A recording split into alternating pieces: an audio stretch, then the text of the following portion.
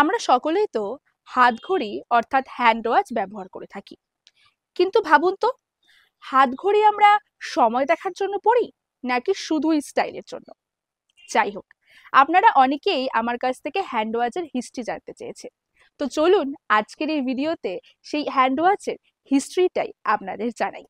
একটা সময় ছিল যখন ঘড়ি খুবই এক্সপেন্সিভ ছিল। তখন সাধারণত রাজা মহারাজা কিংবা ধনী ব্যবসায়ীরা ঘড়ি ব্যবহার করতেন, তাও আবার পকেট ঘড়ি হিসেবে।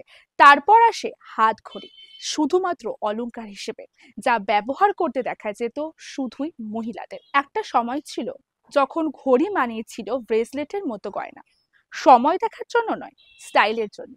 তখন ঘড়ি ডিজাইন করা হতো একদম জুয়েলারির মতন।